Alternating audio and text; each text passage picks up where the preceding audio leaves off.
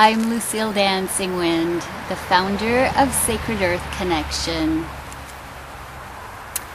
It's been over a year since my last recording of a Sacred Earth Connection video, and that's because I was guided to fully focus on writing and editing the second Sacred Possibilities book. I co-write with spirit and nature just as I do to co-create these videos, which I am now also doing from Northern California. My husband Michael and I recently moved here.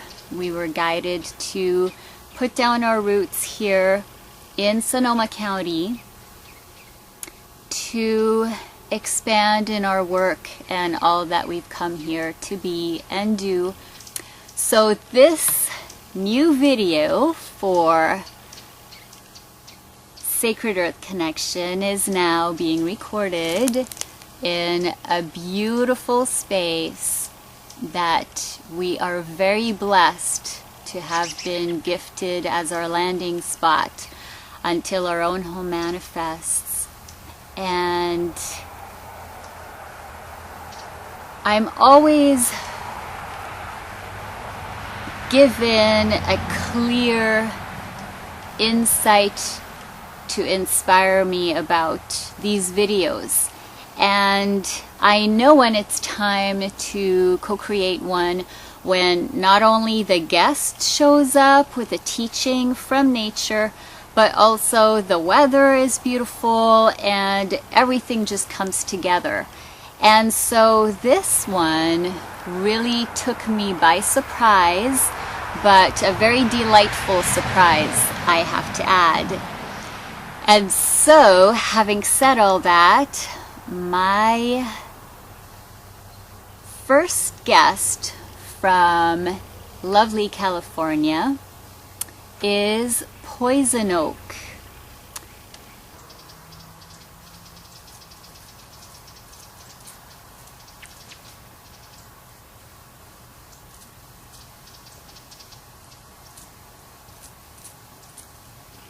This plant is known by many people for having had a not so good encounter with this plant. As with all other places that I've made my home in, I've always been very mindful of doing ceremony, showing my respect, my appreciation, and acknowledging the spirit of place and all the guides and guardians who inhabit this land and home. All of these beautiful beings who come together and maintain harmony and balance and beauty in these spaces. And if anything is out of harmony, I help to clear that energy. And so this was no different. When my husband and I arrived here, we did the same thing and had this beautiful crystal heart in our box of special treasures that we agreed to gift. And I was directed to these beautiful twin redwood trees. And as I proceeded, I was suddenly asked to move with caution. And I'm so grateful I did, because as I found the perfect place to offer our heart and everything, my gaze shifted to what looked like just a very old woody vine twisting and climbing around the redwoods. And as I looked further up, the leaves revealed themselves and I recognized it as poison oak. I immediately received the most profound feeling of being acknowledged and loved and appreciated and deep compassion from this vine for alerting me to be cautious as I made my offering to the redwood on behalf of myself and Michael, for all of spirit and nature who are supporting us on our journeys. And this plant has a deep teaching for us about personal boundaries. Our interactions are all about boundaries, healthy boundaries or not. It impacts our lives. And when we don't respect those boundaries, that's when issues come up, and you end up in situations that are hard lessons, blessings in disguise. They are asking you to affirm your boundaries, clarify your boundaries, and stand by them. Every life experience is a test for your boundaries. And so our invitation for you today is to look at your own life and clarify, first of all, what your boundaries are. They are based on your values. What do you deeply value? Then ask yourself, do you honor your boundaries? When someone oversteps your boundaries, do you simply allow them to? Or do you find a way to reaffirm your boundaries? For example, if someone asks you to do something and it doesn't match your values, do you agree to do it anyways? Or do you respectfully say no? The empowered no, because it is absolutely okay and necessary for us to say no, and the ability to recognize that is very powerful. Too often we say yes to things that end up spreading us very thin in our energy, in our time, in our resources, which are all things that we don't have in infinite quantities. So in respecting your boundaries, you're then able to invest more where it matters most. And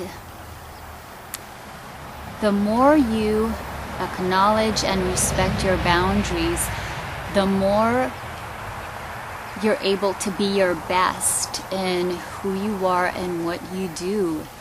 So it's a gift to yourself and to others when you have healthy boundaries and have a practice of keeping your boundaries strong. It not only honors you, but it also honors the others who might be overstepping your boundaries or testing your boundaries to see how far they can go before you say anything. And by affirming your boundaries and standing strong in them, you teach them to respect boundaries also, which is so necessary when being part of a relationship, a community, a family, a group. Boundaries are necessary, and they are so important in our interactions with everyone. It's also important to recognize when you yourself might be not necessarily respecting others' boundaries, and to learn to not take that personally. Let's say, for example, that I'd ignored this guidance that I received from Poison Oak to proceed with caution and had accidentally rubbed against one of her leaves or vine, and then ended up with a very bad rash. It would be really silly of me to blame that plant for receiving this rash. It would completely be my responsibility and fault for ending up with this rash. And so when we don't respect others' boundaries by simply ignoring that they need their space or that they like things a certain way, and the list goes on and on and on with examples, it's silly for us to take that personally. It's nothing personal. It's about respecting that person's boundaries and how they are as an individual. It's simply a matter of respect and mutual respect and understanding and compassion. And this all comes from love, true love for each other. And so